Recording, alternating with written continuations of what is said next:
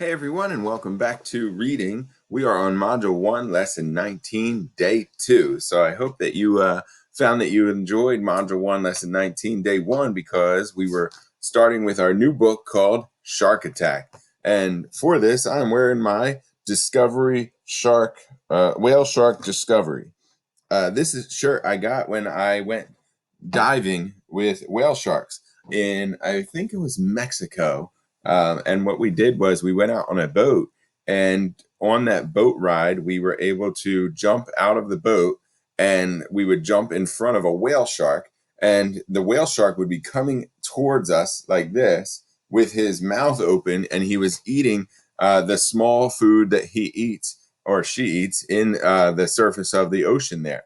Now, they do go way down deep into the ocean, these whale sharks, but they're very gentle, and they don't eat anything that is large. So as soon as they would get close to you, they would either turn, or if they touched you, they would turn down or go down into the ocean.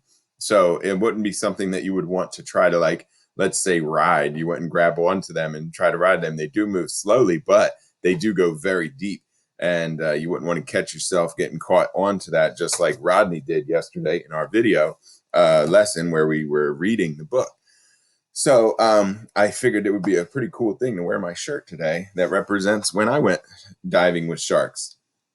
So today we are doing lesson 2, and you're going to open up the document for lesson 2. And when you open up that document, you're going to notice that it says Day 2, Shark Attack. Now it says read Shark Attack pages 4 to 15. We read those yesterday as well, but this is called a reread. So with a reread, you're just trying to gather up as much information as you can because you're already familiar with the reading, kind of like a song. If you've ever listened to a song for the first time, you might think like, I don't know if I like this song, or you're not really sure about the sounds that are coming from the song, or maybe even it's just unfamiliar to you, so it's kind of confusing. And then the second or third time you listen to that song, you start to gather up some of the information, whether it be the lyrics, the words that are in the song, or the beat that is coming from the song. And you get more accustomed to it, and you find that you really like the song. And that's kind of like a book.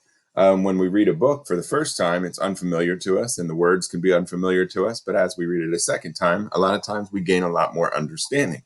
So today we're going to reread pages 4 to 15, and the chapter is called Shark Attack. You can click on this digital read aloud to follow along, or you can just follow along with this video. I'm going to have everything on the screen just like I did yesterday, and we're going to reread pages 4 to 15.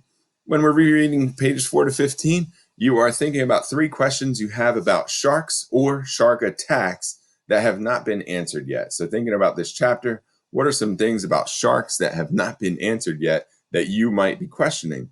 So that's what you're going to be doing, and you want to write down 3 questions in these boxes by clicking in the box and typing. So you can flip back and forth from this video while I'm reading, and you can write questions down. You can write questions down after I'm done reading. It's really up to you. After that, you're going to go into the Google Classroom, and you're going to click on the, there's going to be a link here for the Quizlet, and the Quizlet will take you to flashcards that have our vocab from this book. So we'll be studying those words because you'll have a vocabulary test at the end of the book in about 2 to 3 weeks. So let's get started in our book for Shark Attack. Shark Attack by Kathy Dabowski.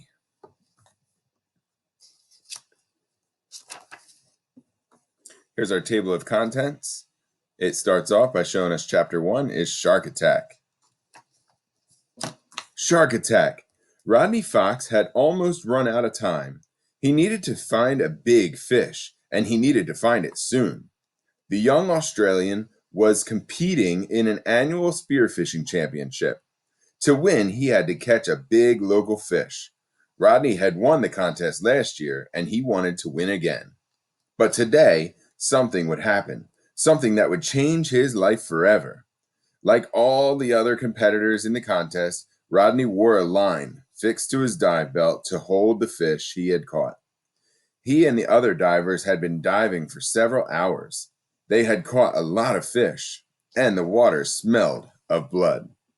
About a half a mile offshore, Rodney spotted a huge morwong, just the fish he needed to win. Carefully, he aimed his spear gun at the fish. Crash! Something slammed hard into Rodney's side. He felt as if he had been hit by an express train. It was a great white shark. The force of the impact knocked the mask off his face and the spear gun from his hand. His left shoulder disappeared down the creature's throat. Then the shark bit down on Rodney's chest and back. Rodney struggled to get free. He hit the shark with his fist, but the shark held tight and shook him back and forth. Then Rodney remembered the weakest spot on a shark's body, its eyes. With all his strength, he rammed his fist straight into the shark's eye. Incredibly, the shark let go. Bleeding and running out of air, Rodney struggled toward the surface. Could he make it to safety before the great white shark ate him alive? Rodney reached the surface and gasped for air. He made it. But then he looked down. The shark was racing straight for him. Its huge jaws, lined with razor-sharp teeth, were wide open. Snap!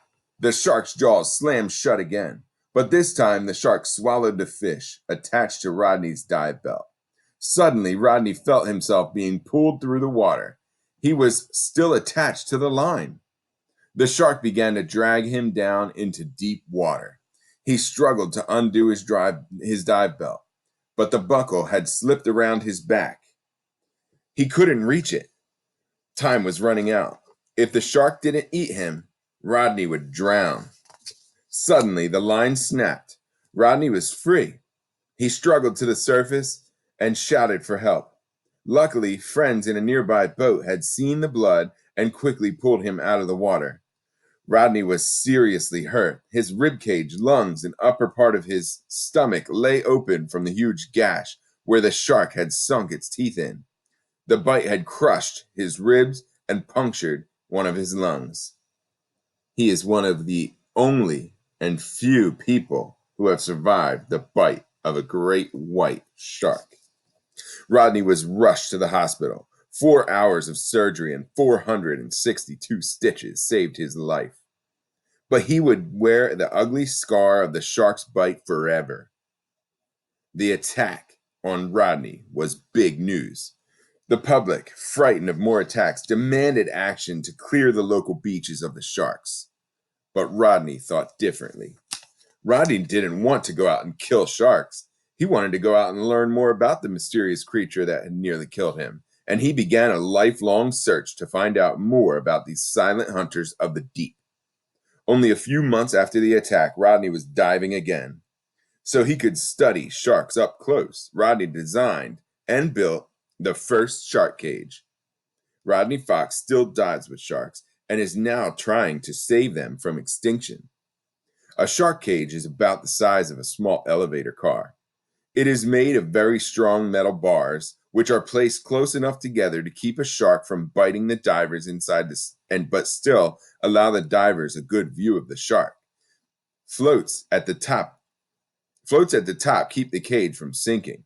Today, many people use shark cages. They allow divers and scientists to study and photograph sharks up close, but not quite as close as Rodney came. This is a brochure that you would see if you were looking at an adventure in a place where great whites are popular. And it says, experience the adventure of a lifetime. Great white shark adventure. You will be guided by dive instructors and shark research experts to see the great white shark in its natural habitat. Inside the diving cage, you will be safe and secure and still feel the thrill of experiencing what it's like to swim with the sharks. You can move around comfortably with an all-around view. Diving safely to see the sharks prevent shark fishing in the area. By supporting us, you are helping to protect sharks and their habitat. Rule: you must be 18 or older to dive with sharks. So, based on what you've heard in the story today, what are 3 questions that you still have about sharks? You're going to be writing those questions right here What questions do you have about sharks or shark attacks? List any 3 questions here, and then when you are finished, make sure you turn it in and go to the Google Classroom and study your vocab words in the Quizlet link. Make sure when you write your questions, it's a complete sentence using a capital letter and a question mark. Thanks a lot, guys, and don't forget, go to the Quizlet and start studying your vocab words. I hope you enjoyed our reading today, and I will catch you on the flip side. Palm it!